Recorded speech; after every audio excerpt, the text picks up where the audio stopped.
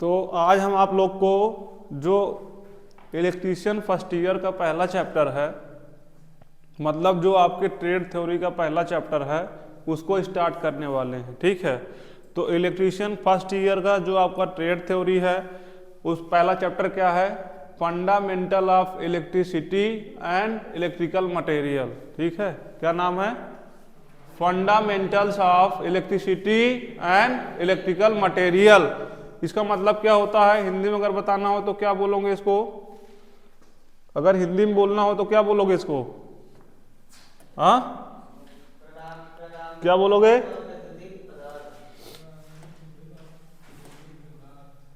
Fundamental of electricity मतलब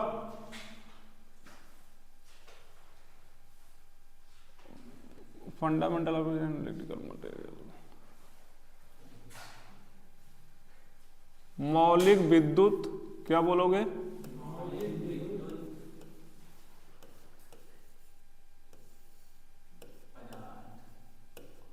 मौलिक विद्युत और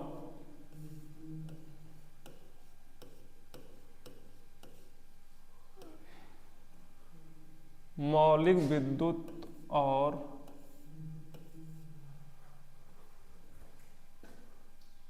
विद्युतीय पदार्थ। ठीक, विद्युतीय पदार्थ।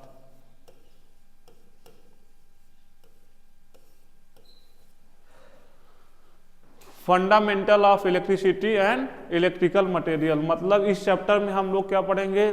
जो बेसिक इलेक्ट्रिसिटी होती है, मतलब बेसिक इलेक्ट्रिकल जो टर्म्स होते हैं उसके बारे में पढ़ेंगे, और कुछ विद्युतीय पदार्थ के बारे में हम इस चैप्टर में पढ़ेंगे। ठीक, तो इसमें जो सबसे पहली हेडिंग आती है वो क्या है? इलेक्ट्रिसिटी, विद्युत ना।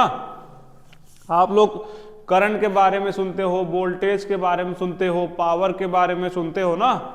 तो एक टर्म आता है इलेक्ट्रिसिटी कि बिजली क्या होती है, विद्युत क्या होता है ना। अगर विद्युत की डेफिनेशन आप लोग को बताना हो तो आप लोग क्या बताओगे कि विद्युत क्या होती है? किस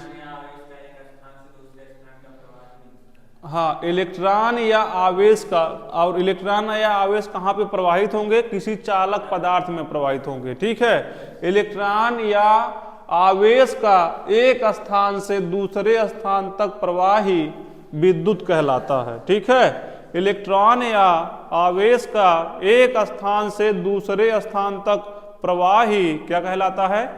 विद्युत कहलाता है। ठीक है, मतलब अगर कोई चालक पदार्थ है, ठीक, उसमें आपके जो इलेक्ट्रॉन या चार्ज है, आवेश है, अगर एक जगह से दूसरी जगह पे प्रवाहित हो रही है, उसी को हम क्या बोलते हैं?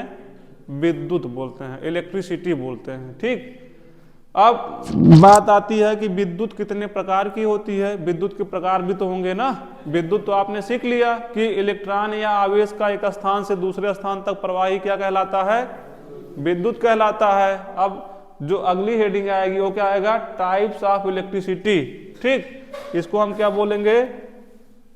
विद्युत के प्रकार। क्या बोलेंगे? विद्युत के प्रकार। ठीक, तो विद्युत कितने प्रकार की होती है आप लोग को मालूम है? कितने प्रकार की होती है? दो प्रकार की होती है ना। कौन कौन सा? एक होता है स्थिर विद्युत और दूसरी क्या होती है? गतिशील विद्युत। ठीक है,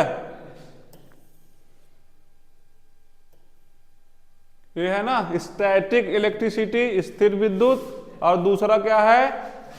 गतिशील विद्युत। क्या है? गतिशील विद्युत। एक हुआ तुम्हारा स्टैटिक इलेक्ट्रिसिटी, जिसको हम हिंदी में क्या बोलेंगे? स्थिर विद्युत, और एक हुआ डायनेमिक इलेक्ट्रिसिटी, जिसको हम क्या बोलेंगे?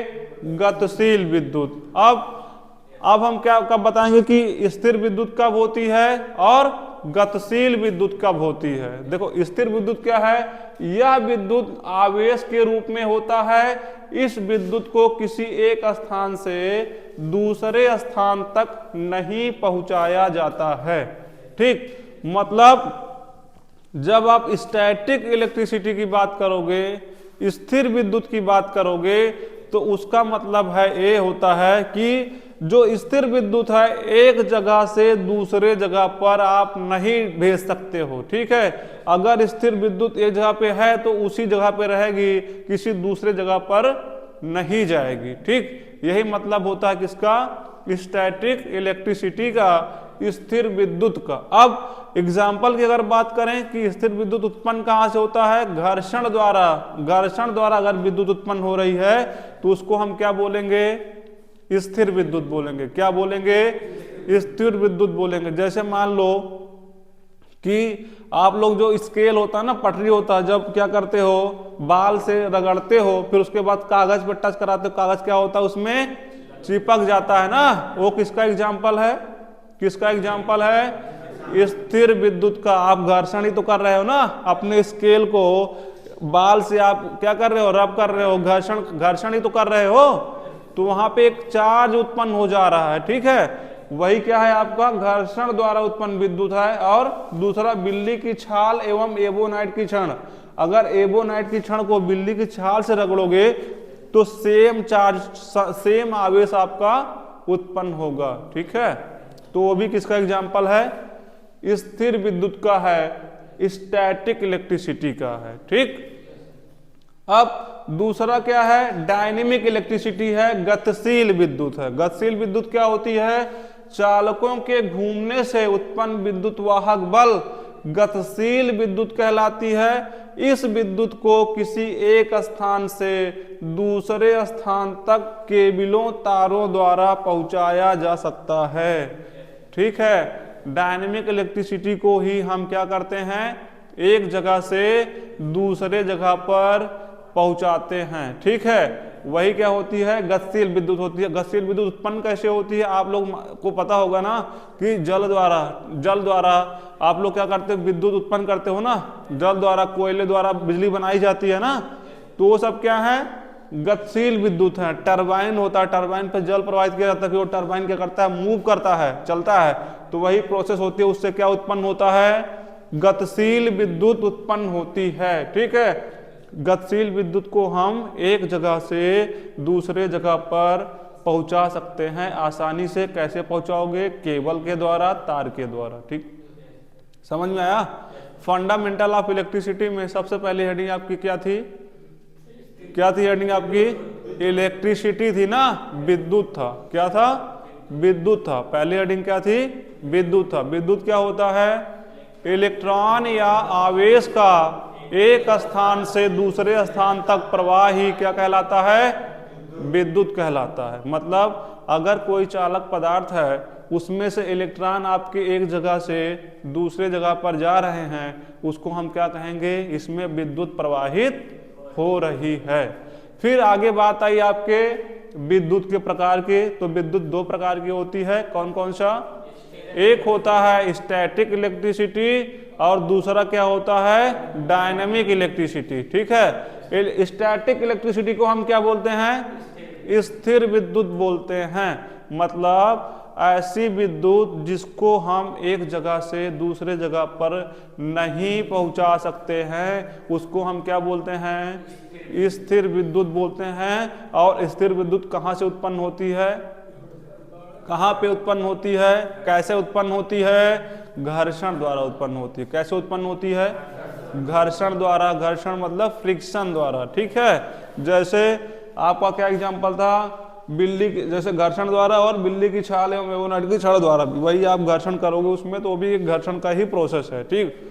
दूसरा क्या था, डायनेमिक इलेक्ट्रिसिटी ना, दूसरा क्या है, डायनेमिक इलेक्ट्रिसिटी। उसको हम क्या बोलते हैं, क्या बोलते हैं उसको, गतिशील विद्युत बोलते हैं। गतिशील विद्युत को हम एक जगह से दूसरे जगह पर आसानी से पहुंचा सकते हैं ना, पहुंचा सकते हैं, नहीं पहुंचा सकते हैं। और ये उत्पन्न कैसे होती है, कैसे उत्पन्न होती है, कोयले द्वारा जो बिजली उत्पन्न होती है वो भी क्या है, गतिशील विद्युत का उदाहरण है। जो आपका जल द्वारा उत्पन्न विद्युत होती है वो भी क्या है, गतिशील विद्युत का एग्जाम्पल है। पवन, जो पवन चक्की वगैरह लगता है उसके द्वारा जो बिजली उत्पन्न होती है वो भी क्या है, गतिशील विद्युत है। और जो परमाणु संयंत्रों द्वारा जो बिजली उत्पन्न होती है वो भी किसका एग्जाम्पल है, किसका एग्जाम्पल है, गतिशील विद्युत का। तो आपने यहाँ पे समझ लिया कि विद्युत क्या होती है और विद्युत के प्रकार क्या होते हैं ना, समझ लिए। आगे बढ़े तो आगे हेडिंग हमारी आएगी resources to produce dynamic electricity. ठीक, अभी हमने पढ़ा ना कि डायनेमिक इलेक्ट्रिसिटी जो गतिशील विद्युत होती है उसको हम एक जगह से दूसरे जगह पर आसानी से पहुंचा सकते हैं ना, पढ़े ना। अब बात आगे आई कि हम डायनेमिक इलेक्ट्रिसिटी को, जो गतिशील विद्युत है, उसको हम किस किस तरीके से उत्पन्न कर सकते हैं, मतलब गतिशील विद्युत को उत्पन्न करने के स्रोत क्या हैं। ठीक है, इसका मतलब क्या हुआ, इसका मतलब क्या हुआ, हिंदी मतलब क्या हुआ, resources to produce dynamic electricity, गतिशील विद्युत उत्पन्न करने के स्रोत। हिंदी में क्या बोलेंगे इसको, गतिशील विद्युत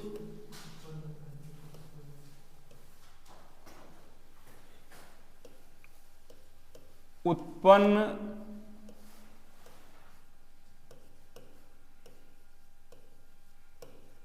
करने के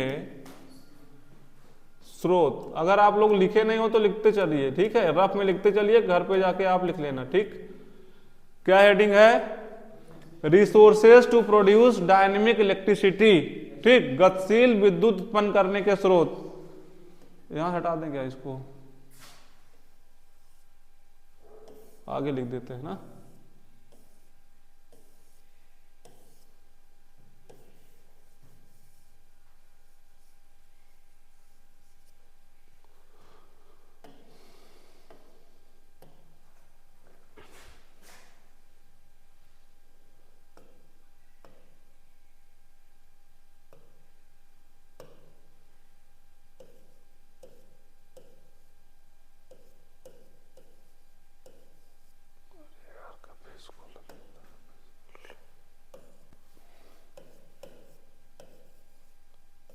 गतिशील विद्युत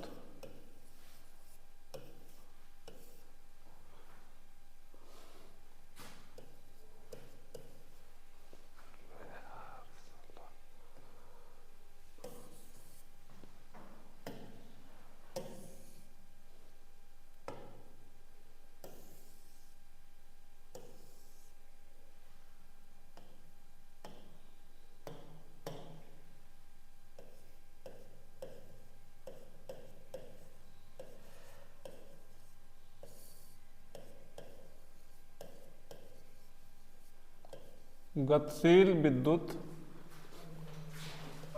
उत्पन्न करने के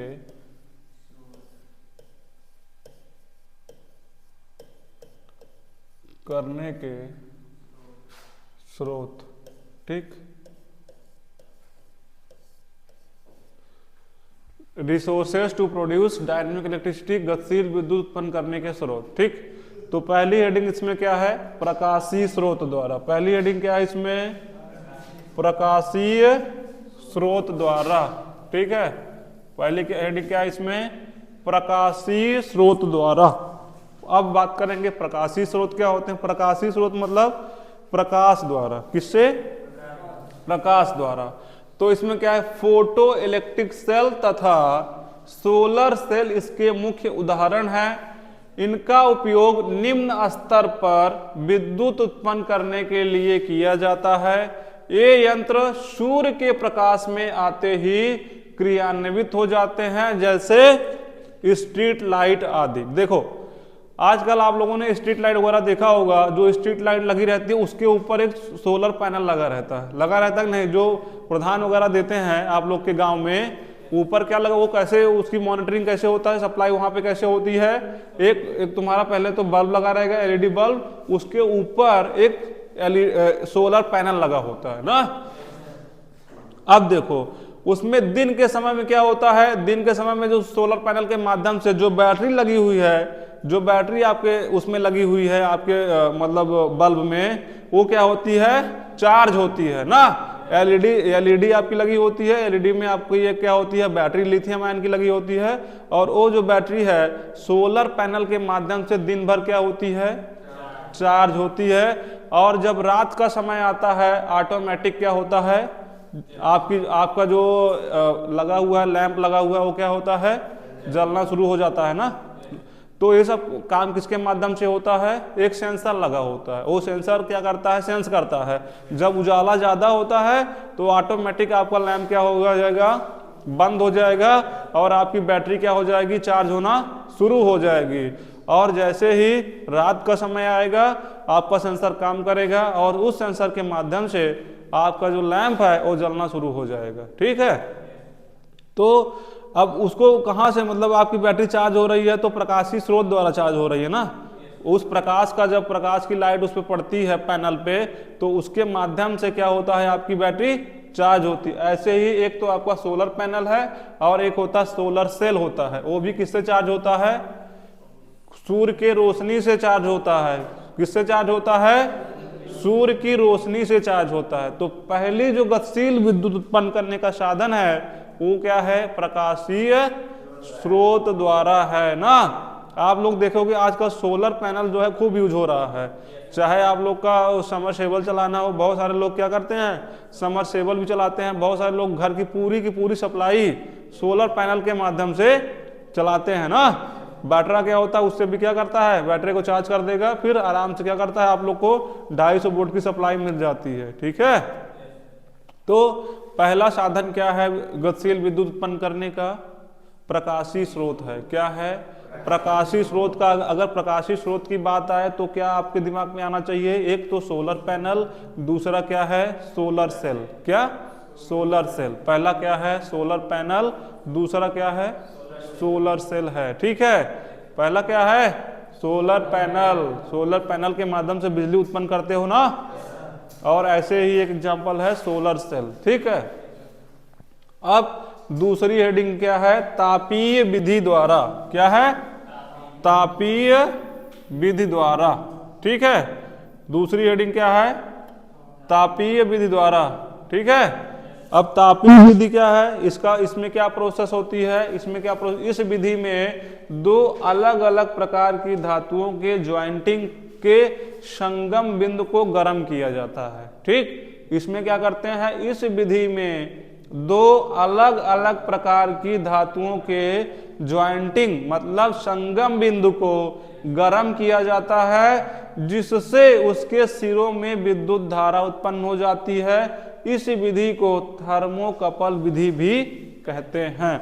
ये क्या कह रहा है, मान लो आपने दो धातु ले लिया, एक आपने ले लिया कॉपर, एक ले लिया एल्युमिनियम। ठीक है, अब जहां पे और एक तार ले लिया आपने एल्युमिनियम का, एक तार आपने ले लिया कॉपर का। ठीक, अब इसने क्या किया, एल्युमिनियम और कॉपर के वायर को जोड़ दिया। जहां पे जोड़ा है उसी को क्या कर रहा है, हीट दे रहा है, उसको क्या कर रहा है, हीट दे रहा है। ठीक है, जब हीट देगा तो उसके टर्मिनल पे क्या हो जाएगा, उसके टर्मिनल पे क्या हो जाएगी, धारा उत्पन्न हो जाएगी। मान लो देखो, ये जैसे आपका हो गया, मान लो एल्युमिनियम का तार हो गया, ठीक है, और ये क्या हो गया, आपका कॉपर का वायर हो गया। ठीक, ये तुम्हारे क्या है, टर्मिनल्स हैं। ठीक है, अब यहाँ पे जहाँ पे तार जोड़ा गया है इसको क्या कर रहा है, ये गर्म कर रहा है। ठीक है, जब इसको यहाँ पे गर्म करेगा तो इस टर्मिनल और इस टर्मिनल पे क्या हो जाएगी, विद्युत धारा उत्पन्न हो जाएगी।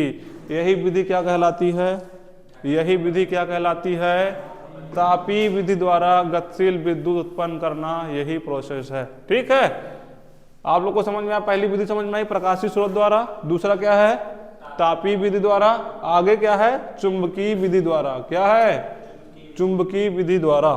ठीक,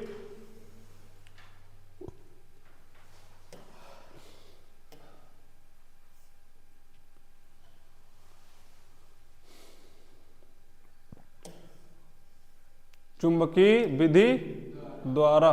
ठीक है, तो इसमें क्या करते हैं, चुंबकीय विधि द्वारा में इसमें क्या होता है,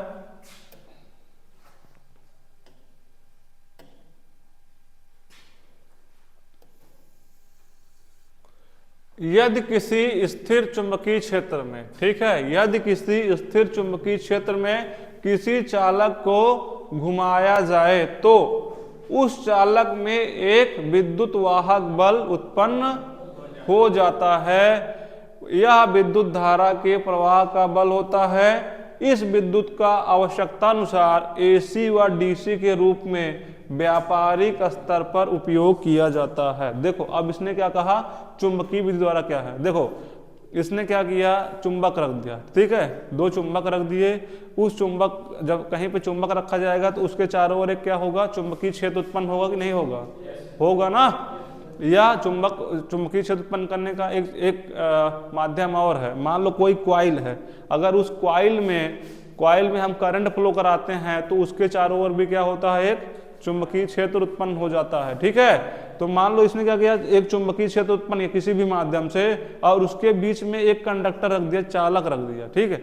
अगर जब उस चालक में हम क्या करेंगे, उस चालक को घुमाएंगे तो उसमें क्या होता है, एक विद्युत वाहक बल उत्पन्न हो जाता है, ठीक है। वो प्रोसेस हम आप लोग को आगे पढ़ाएंगे, कैसे क्या प्रोसेस होती है, कैसे मैग्नेटिक फील्ड उत्पन्न होता है, फिर उसके बाद फ्लक्स जनरेट होता है, और फ्लक्स जनरेट होने के बाद जब फ्लक्स को जब आपका चालक काटता है तब कैसे विद्युत वाहक बल उत्पन्न होता है। वो सब आपका जब चुंबक वाला चैप्टर आएगा तब उसमें बताएंगे कैसे क्या प्रोसेस होती है। फिलहाल अभी के लिए आप इतना जानो कि मान लो कोई चुंबकीय क्षेत्र है, चुंबकीय क्षेत्र उत्पन्न कैसे होगा, किसी चुंबक के माध्यम से ही चुंबकीय क्षेत्र उत्पन्न होगा। अगर उस चुंबकीय क्षेत्र में आप किसी चालक को घुमाते हो तो उस चालक में एक विद्युत वाहक बल उत्पन्न हो जाता है, और इसी विद्युत वाहक बल के द्वारा उसमें धारा उत्पन्न हो जाती है, ठीक है। और हम आवश्यकता अनुसार उसको हम एसी व डीसी के रूप में क्या करते हैं, प्राप्त कर सकते हैं, ठीक है। समझ में आया चुंबकीय विधि, हाँ।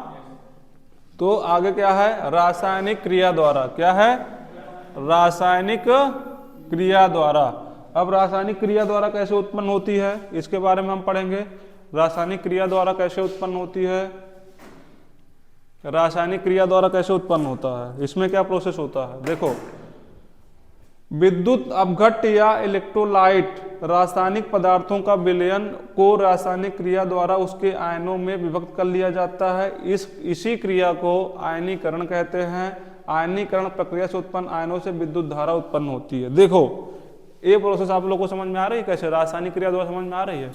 देखो ये क्या कह रहा है कि मान लो कोई आपका जैसे विद्युत अपघट्ट अगर इलेक्ट्रोलाइट लें, जैसे नमक, कोई मान लो कोई नमक वगैरह हम पानी में घोलते हैं, ठीक है, नमक का प्रोसेस सही नहीं रहेगा। विद्युत अपघट्ट या इलेक्ट्रोलाइट रासायनिक पदार्थों का विलयन को रासायनिक क्रिया द्वारा उसके आयनों में विभक्त कर लिया जाता है। इसी क्रिया को आयनीकरण कहते हैं। आयनीकरण प्रक्रिया से उत्पन्न आयनों से विद्युत धारा उत्पन्न होती है। देखो बहुत सारे इलेक्ट्रोलाइट्स होते हैं, ठीक है। जैसे मान लो अगर आपको एग्जाम्पल के बारे में अगर देना हो तो NaCl है। जब हम क्या करते हैं, जैसे मान लो इलेक्ट्रोलिसिस की प्रोसेस बताएं तो जैसे नमक है, नमक को हम जब घोलते हैं, ठीक है, तो फिर उसमें पानी में जब हम करंट फ्लो कराते हैं तो क्या होता है, जो NaCl है आपका नमक है, Na पॉजिटिव और Cl निगेटिव आयनों में टूट जाता है, जिसके कारण क्या होता है, उस पानी में धारा प्रवाहित होने लगती है, ठीक है। वैसे बहुत सारे इलेक्ट्रोलाइट्स होते हैं। अगर उन इलेक्ट्रोलाइट्स को जब हम उनके आयनों में व्यक्त कर लेते हैं, ठीक है, तो उसके कारण भी क्या होती है, धारा प्रवाहित होती है, ठीक है। तो ये भी क्या है, जैसे मान लो सेल वगैरह होता है, सेल में क्या भरा होता है, सेल में इलेक्ट्रोलाइट्स ही भरे होते हैं ना, तो सेल में तो धारा प्रवाहित होती है, ठीक है। तो एक प्रोसेस इसमें क्या है, आपकी रासायनिक क्रिया द्वारा भी हम क्या करते हैं, विद्युत उत्पन्न करते हैं, ठीक है।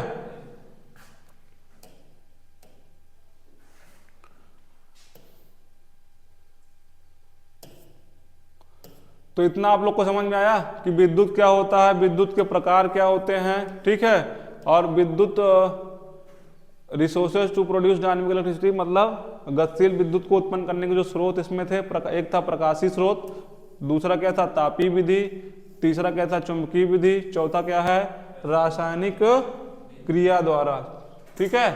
चौथा क्या है, रासायनिक क्रिया द्वारा, ठीक है। कितना समझ में आया आप लोग को। रुको आगे देखते हैं।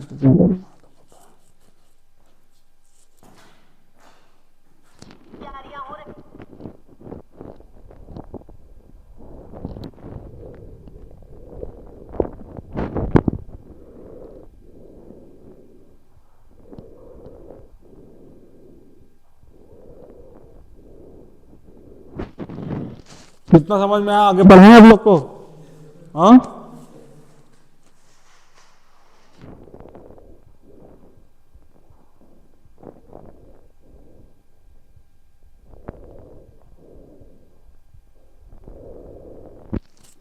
आगे बताया जाए? हाँ,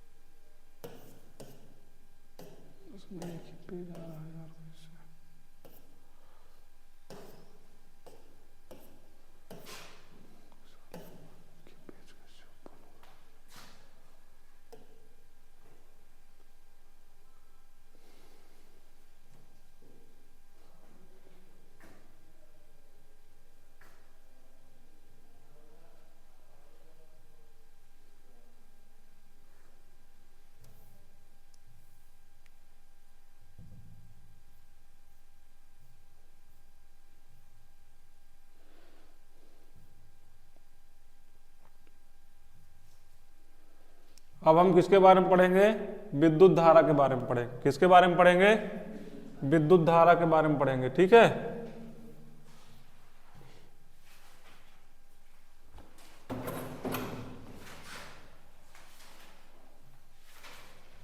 हेडिंग आप लोग डाल लो विद्युत धारा। ठीक है, हेडिंग डाल लीजिए विद्युत धारा, इलेक्ट्रिक करंट। ठीक, विद्युत धारा, इलेक्ट्रिक करंट।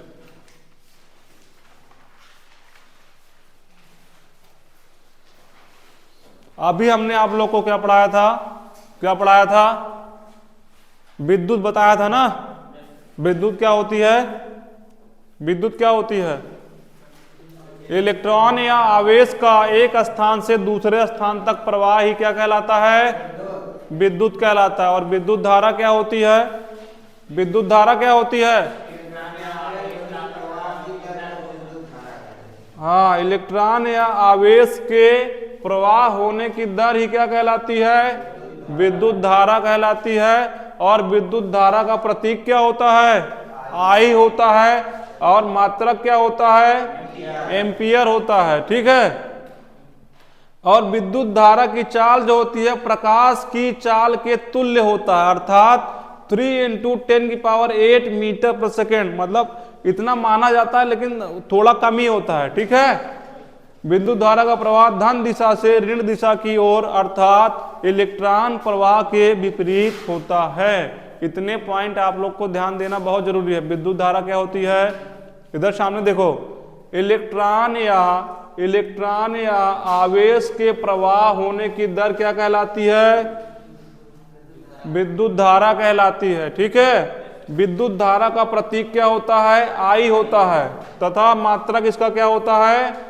एम्पियर होता है। ठीक है, और विद्युत धारा की चाल प्रकाश की चाल के तुल्य, अर्थात 3 × 10⁸ मीटर पर सेकेंड होता है। ठीक है, और विद्युत धारा का जो प्रवाह होता है धन दिशा से ऋण दिशा की ओर, अर्थात इलेक्ट्रॉन प्रवाह के विपरीत होता है। ठीक है, समझ में आया? इतना समझ में आया? विद्युत धारा आपसे कोई पूछे कि आप हमको इलेक्ट्रिक करंट के बारे में बताओ, विद्युत धारा के बारे में बताओ, तो आप क्या बताओगे? क्या बताओगे? इलेक्ट्रॉन या आवेश के प्रवाह होने की दर को हम क्या बोलते हैं? विद्युत धारा बोलते हैं। विद्युत धारा का प्रतीक क्या होता है? आई होता है। विद्युत धारा का मात्रक क्या होता है? एम्पियर होता है। और विद्युत धारा कहां से कहां तक प्रवाहित, प्रवाह होने की दिशा क्या होती है? प्लस से माइनस की ओर होता है। कैसे होता है? प्लस से माइनस की ओर होता है, अर्थात इलेक्ट्रॉन प्रवाह के विपरीत दिशा में होता है। इतनी चीजें आपको विद्युत धारा के बारे में पता होना चाहिए। ठीक है, समझ में आया इतना? लिख लो, अगर जिसको लिखना हो लिख लो। इलेक्ट्रॉन या आवेश के प्रवाह होने की दर को हम क्या बोलते हैं? विद्युत धारा। अगर फार्मूला लिखना हो तो क्या लिखोगे? फार्मूला लिखना हो तब क्या लिखोगे? I = क्या होता है? Q/T।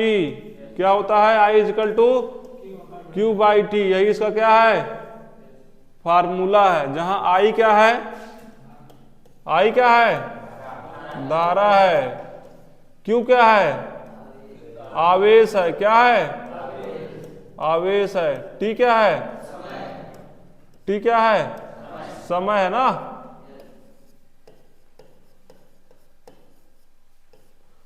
लिख लो फार्मूला, लिख लो आप लोग, I is equal to Q by T. Electron या आवेश के प्रवाह होने की दर को हम क्या बोलते हैं, इलेक्ट्रॉन या आवेश के प्रवाह होने की दर को क्या बोलते हैं, विद्युत धारा बोलते हैं। ठीक है, लिखो, इलेक्ट्रॉन या आवेश के प्रवाह होने की दर को विद्युत धारा कहते हैं। विद्युत धारा का प्रतीक कैपिटल आई होता है या स्मॉल आई होता है, तथा विद्युत धारा का मात्रक एम्पियर होता है। विद्युत धारा की चाल, विद्युत धारा की चाल,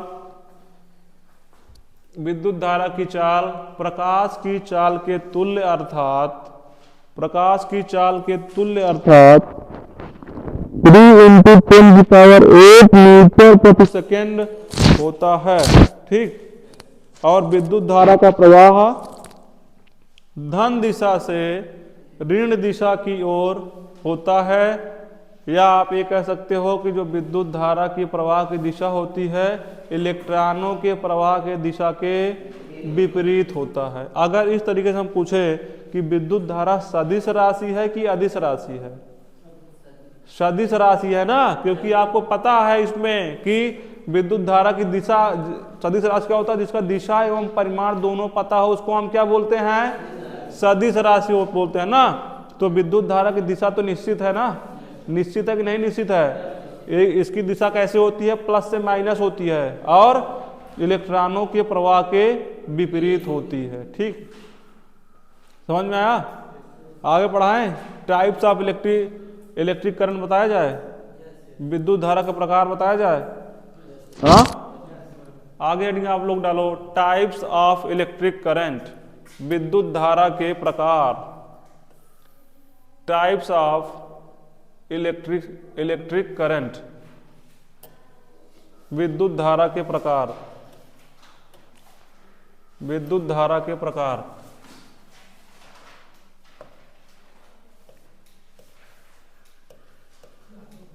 विद्युत धारा के प्रकार,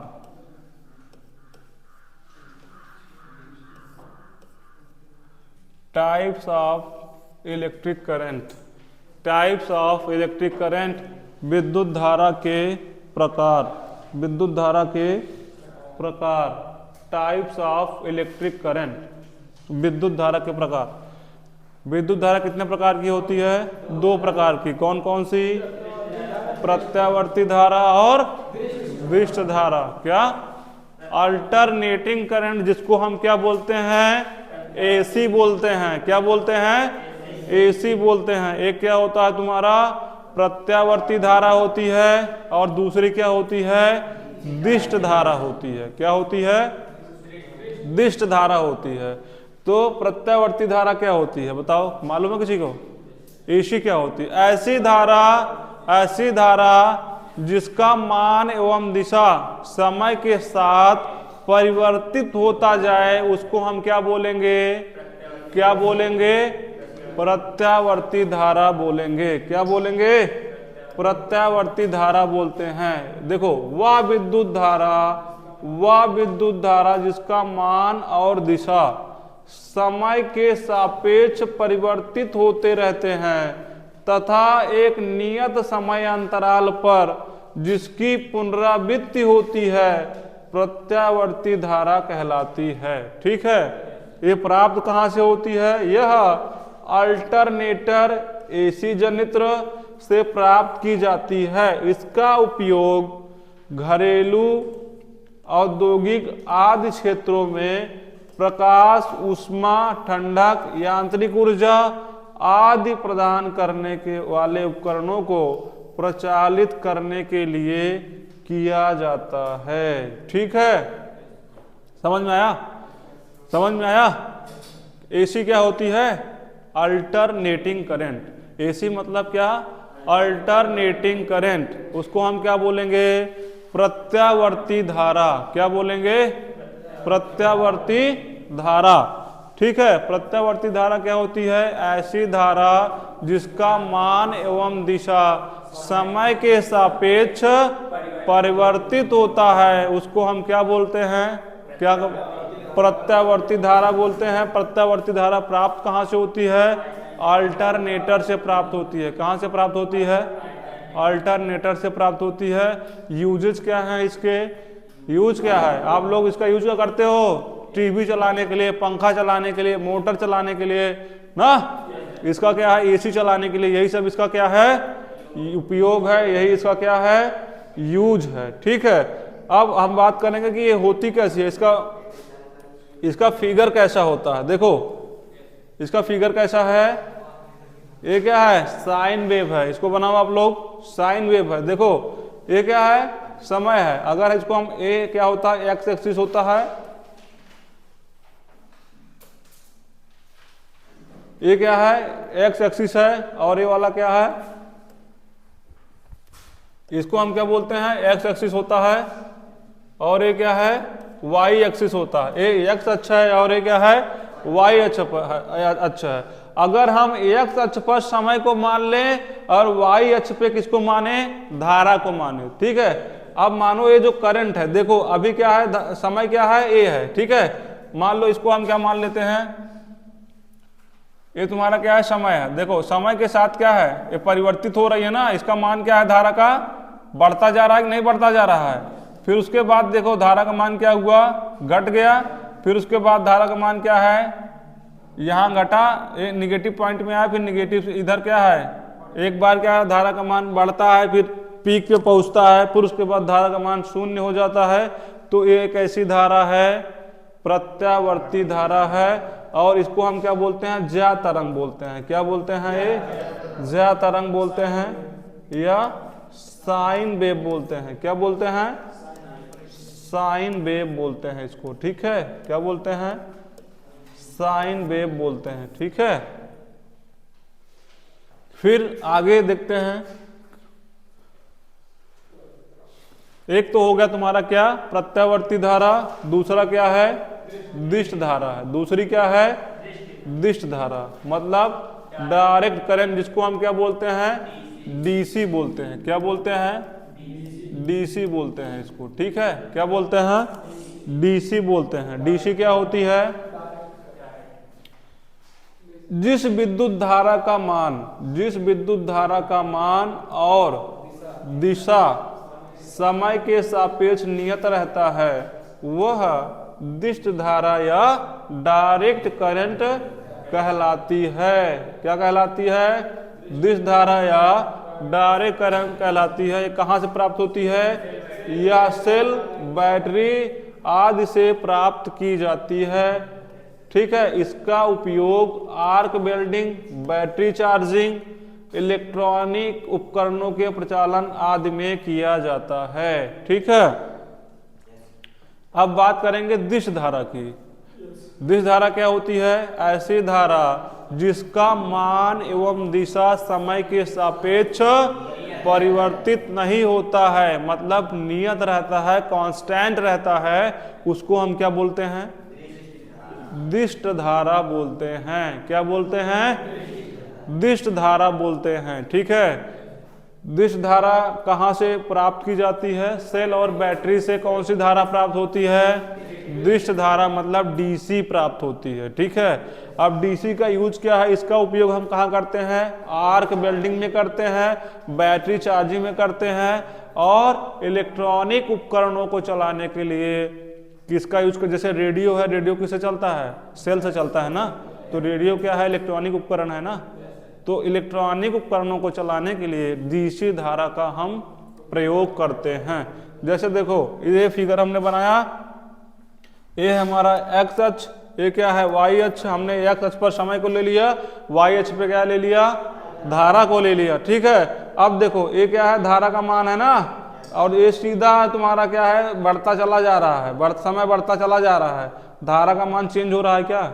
नहीं ना, वही जो वैल्यू यहाँ है वही वैल्यू यहाँ है, वही वैल्यू यहाँ है, वही वैल्यू यहाँ है, वही वैल्यू यहाँ है, मतलब धारा का मान एवं दिशा दोनों क्या है, दोनों क्या है, कांस्टेंट है, नियत है।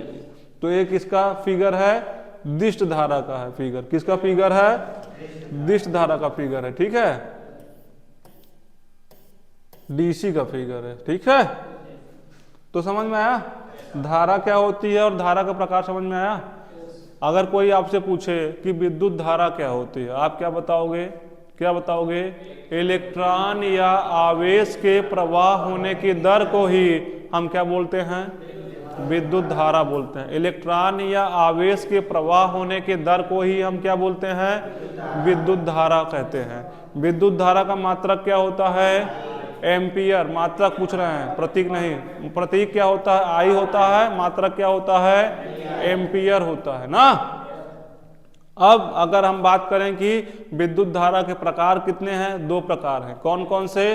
एक होती है प्रत्यावर्ती धारा जिसको हम एसी बोलते हैं या अल्टरनेटिंग करंट बोलते हैं। दूसरी होती है दिश धारा जिसको हम डीसी बोलते हैं या दिष्ट धारा बोलते हैं। ठीक है, तो अगर हम प्रत्यावर्ती धारा की बात करें तो प्रत्यावर्ती धारा क्या होती है? ऐसी धारा जिसका मान एवं दिशा समय के साथ परिवर्तित होता रहता है, उसे हम क्या कहते हैं? प्रत्यावर्ती धारा कहते हैं। और प्रत्यावर्ती धारा प्राप्त कहाँ से होती है? प्रत्यावर्ती धारा प्राप्त कहाँ से होती है? अल्टरनेटर से प्राप्त होती है। उसका यूजेज क्या है, उपयोग क्या है? लाइट हो गया, पंखा हो गया, मोटर हो गया, टीवी हो गया और एसी हो गया, कूलर हो गया। इन सब उपकरणों को चलाने के लिए हम इसका क्या करते हैं? यूज करते हैं, प्रयोग करते हैं। ठीक है। दूसरी क्या है आपकी? दिश धारा है, डायरेक्ट करंट है ना। डायरेक्ट करंट क्या होती है? ऐसी धारा जिसका मान एवं दिशा समय के सापेक्ष नियत रहता है। ठीक, क्या है उसका? मान एवं दिशा क्या है? डीसी का नियत है। उसे हम क्या कहेंगे? दिष्ट धारा बोलते हैं। क्या कहते हैं? दिष्ट धारा बोलते हैं। ठीक है। और दिष्ट धारा का कहाँ से प्राप्त होती है? सेल एवं बैटरी से प्राप्त होती है। कहाँ से प्राप्त होती है? सेल एवं बैटरी से प्राप्त होती है। ठीक है। और इसका यूज क्या है? आर्क वेल्डिंग में यूज होता है। ठीक है, बैटरी चार्जिंग में यूज होता है। और इलेक्ट्रॉनिक उपकरणों को चलाने के लिए हम किसका यूज करते हैं? डायरेक्ट करंट का यूज करते हैं। तो ये सब समझ में आया आप लोग को? हाँ, समझ में आया? आगे बढ़े? हाँ,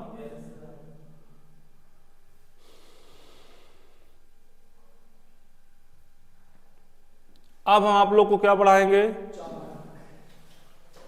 टाइप्स ऑफ इलेक्ट्रिक मटेरियल, विद्युतीय पदार्थ के बारे में बताएंगे। क्या बताएंगे? विद्युतीय पदार्थ के बारे में। ठीक है, क्या बताएंगे आप लोग को? विद्युतीय पदार्थ के बारे में बताएंगे। ठीक है।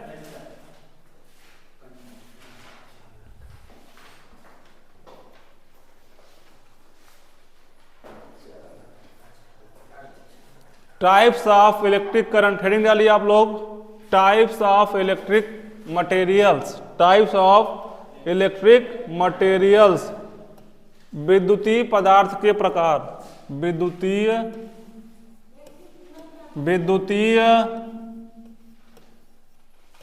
प्रकार, विद्युतीय पदार्थ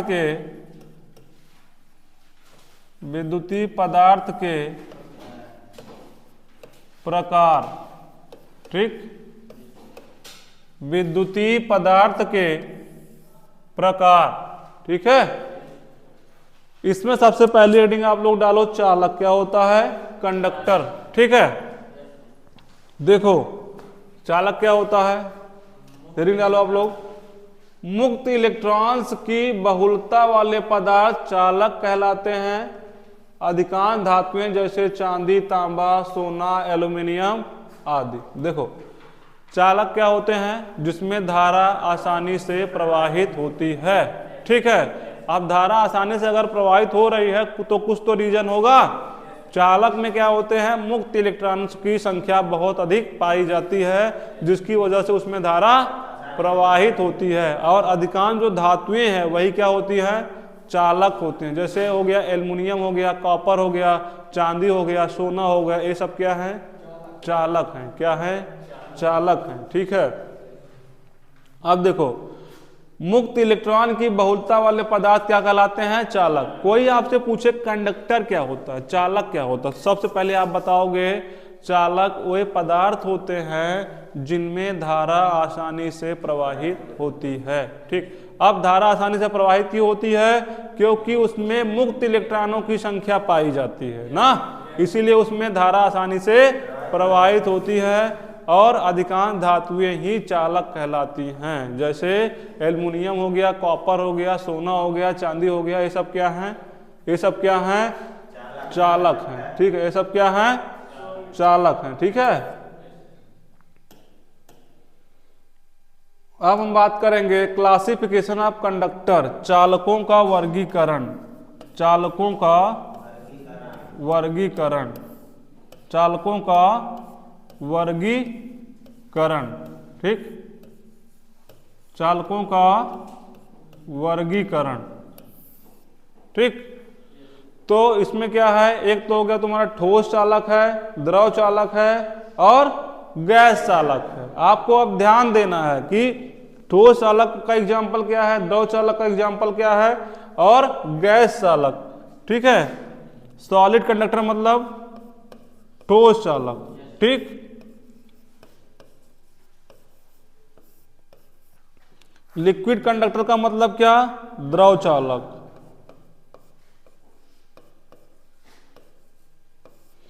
गैस कंडक्टर का मतलब क्या, गैसीय चालक। क्या है, गैसीय चालक। ठीक। देखो, कुछ चालक क्या होते हैं, ठोस अवस्था में पाए जाते हैं। ऐसे चालक जो ठोस अवस्था में पाए जाते हैं उसको हम क्या बोलेंगे, उसको हम क्या बोलेंगे, ठोस चालक बोलते हैं। जैसे सोना हो गया, कॉपर हो गया, चांदी हो गया, लोहा हो गया आदि, ये सब क्या हैं, ठोस अवस्था में होते हैं ना, इसीलिए ये सब क्या हैं, ठोस चालक हैं। फिर हम बात करेंगे लिक्विड कंडक्टर की, द्रव चालक की। जैसे जल हो गया, सिल्वर नाइट्रेट हो गया, ये सब क्या हैं, द्रव चालक हैं। अगर गैस चालक की बात करें तो हीलियम, आर्गन, नियान, ये सब क्या हैं, गैसीय चालक हैं। मतलब ऐसे चालक जो ठोस अवस्था में पाए जाते हैं उसको ठोस चालक, ऐसे चालक जो द्रव अवस्था में पाए जाते हैं उसे द्रव चालक, ऐसे चालक जो गैस अवस्था में पाए जाते हैं उसको हम क्या बोलते हैं, गैसीय चालक बोलते हैं। ठीक है, समझ में आया इतनी चीज। अब आगे देखो, कंपैरिजन ऑफ कंडक्टिंग मटेरियल्स। देखो चालक, और देखो बहुत सारे चालक होते हैं और वो उनको किस ताप पे हम क्या करते हैं, मेल्ट कर सकते हैं, पिघला सकते हैं, वो यहाँ पे टेम्परेचर दिया गया है। ठीक है, बहुत सारे अलग अलग प्रकार के चालक होते हैं, तो उनको पिघलाने के लिए अलग अलग टेम्परेचर दोगे तभी वो क्या होगा, पिघलेगा। ठीक है, तभी क्या होगा, पिघलेगा। तो इसमें सबसे पहला क्या है, सबसे पहला क्या है, चांदी है। चांदी को हम कितना टेम्परेचर देंगे तो पिघलेगा, 960 डिग्री सेंटीग्रेड। तांबा को कितना देंगे, 1085, मतलब तांबा को चांदी से ज्यादा टेम्परेचर दोगे तभी पिघलेगा। ठीक है, ऐसे सोना क्या है, 1064 डिग्री पे पिघलेगा। एल्युमिनियम 660 डिग्री पे पिघलेगा। टंगस्टन देखो 3422 डिग्री सेंटीग्रेड दोगे तब जाके पिघलेगा। जिंक क्या है, 420 डिग्री पे ही पिघल जाएगा। निकिल कितने पिघलेगा, 1455 पे। आयरन 1538, लगभग 1600 डिग्री सेंटीग्रेड पे जब आप टेम्परेचर देते हो तभी लोहा क्या होता है, पिघलता है। ठीक है, ऐसे आपका क्या है, प्लेटिनम है 1738 डिग्री पे, 1768 डिग्री पिघलेगा। टिन देखो, टिन 232 डिग्री पर ही पिघल जाएगा। ठीक है, ऐसे आपका है लेड है, लेड कितने डिग्री पिघलेगा, 327 डिग्री पे ही पिघल जाएगा। ठीक है, और जर्मन सिल्वर 960 डिग्री पे पिघलेगा। मैग्नीन आपका 960 डिग्री पे, यूरेका 1270 डिग्री पे, और मरकरी ऑलरेडी द्रव अवस्था में होता है। ठीक है, और नाइक्रोम कितने पिघलेगा, 1400 डिग्री पे पिघल जाएगा। ठीक है, ये सब आपके क्या है, मेल्टिंग पॉइंट है। ये सब ध्यान दो, आप लोग के एग्जाम में आता है कि जैसे लोहा को पूछ ले, लोहा कितने डिग्री पे पिघलता है, कितने 1538 1600, लगभग 1600 डिग्री सेंटीग्रेड पे आपका लोहा कितने पे पिघलता है। ठीक है, समझ में आया सब? चालक समझ में आया? हाँ, चालक के प्रकार समझ में आए? हाँ, आगे देखो अचालक क्या होता है। ठीक है,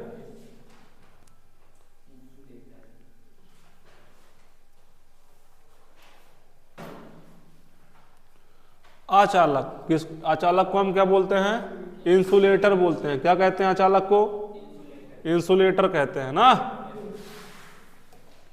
तो अचालक क्या होते हैं, ऐसे पदार्थ जिसमें धारा का प्रवाह नहीं होता है, उसको हम क्या बोले हैं, बोल देंगे, क्या बोलेंगे उसको हम?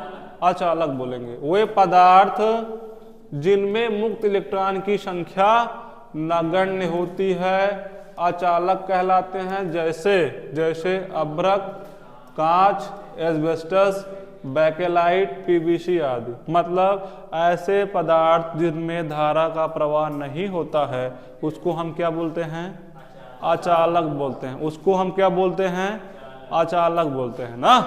और अगर धारा का प्रवाह नहीं हो रहा तो क्या रीजन है? उनमें मुक्त इलेक्ट्रॉनों की संख्या ही नहीं पाई जा रही है। उन पदार्थों में मुक्त इलेक्ट्रॉनों की संख्या ही नहीं पाई जा रही है। इसी वजह से क्या है, उसमें धारा का प्रवाह नहीं हो रहा है। इसी वजह से क्या है, उसमें धारा का प्रवाह नहीं हो रहा है। और एग्जाम्पल क्या है? अभ्रक, कांच, एस्बेस्टस, बैकेलाइट, पीवीसी आदि। ठीक है, और अब बात करें क्लासिफिकेशन ऑफ इंसुलेटर की, तो इसको हम क्या बोलेंगे हिंदी में?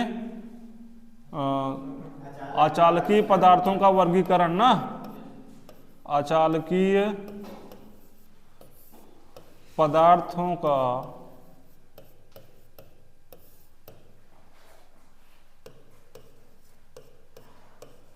वर्गीकरण। ठीक, अचालकीय पदार्थों का वर्गीकरण। ठीक है, तो इसमें भी वही आएगा, सॉलिड इंसुलेटर, लिक्विड इंसुलेटर। ठीक है, सॉलिड मतलब ऐसे इंसुलेटर जो ठोस अवस्था में पाए जाते हैं, ऐसे चालक पदार्थ जो ठोस अवस्था में पाए जाते हैं, जैसे एबोनाइट हो गया, अभ्रक हो गया, बैकेलाइट हो गया, पोर्सिलेन हो गया, कांच हो गया, मार्बल हो गया, स्लेट हो गया, सूखी लकड़ी हो गई, फाइबर हो गया। ये सब किस अवस्था में होते हैं? ठोस में होते हैं ना। तो ठोस अचालक हो गए। ठीक है, और उसके आगे देखो,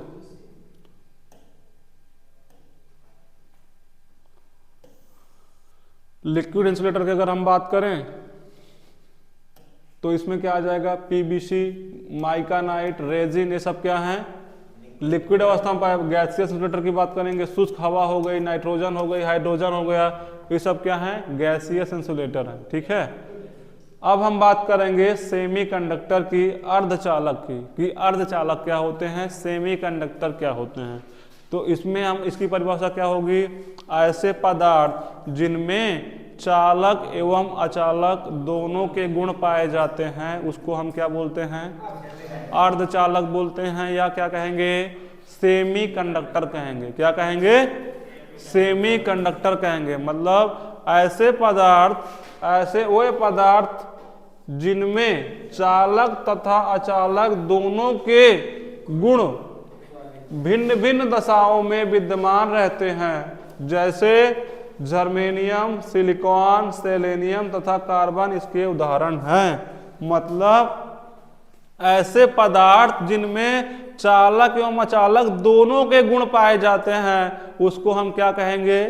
क्या कहेंगे? उसको हम अर्धचालक कहेंगे। एग्जाम्पल इसमें सबसे ज्यादा पूछा जाता है सिलिकॉन और जर्मेनियम।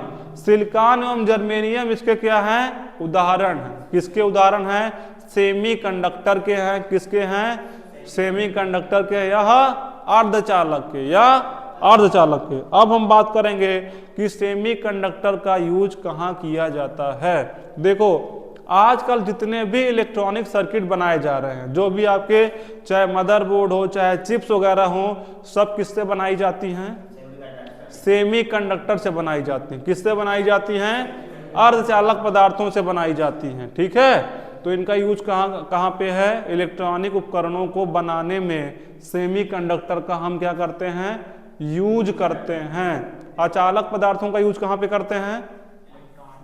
हाँ, अचालक पदार्थों का इंसुलेटर का यूज कहाँ पे होता है? बिजली के झटका आदि से बचने के लिए हम लोग क्या करते हैं? इंसुलेटर का यूज करते हैं ना। जैसे मान लो वायर है, उस पर पीवीसी का लेयर चढ़ी होती है ना, चढ़ा होता है कि नहीं चढ़ा होता है। और जब खंभा वगैरह पे तार जब फैलाया जाता है तो देखो 3 कप होता है ना, वो इंसुलेटर होता है, सिरेमिक का बना होता है। इस सब का यूज हम कहाँ करते हैं? इंसुलेटर का यूज कहाँ पे करेंगे? बिजली आदि से सुरक्षा प्राप्त करने के लिए। चालक पदार्थ का यूज कहाँ पे करेंगे? जहाँ पे हमको धारा प्रवाहित करानी हो, क्योंकि चालक पदार्थों में धारा आसानी से प्रवाहित होती है। ठीक है, तो इस तरीके से आपका जो पहला चैप्टर था fundamental of electricity and electrical material, ये क्या है? फिनिश हो गया।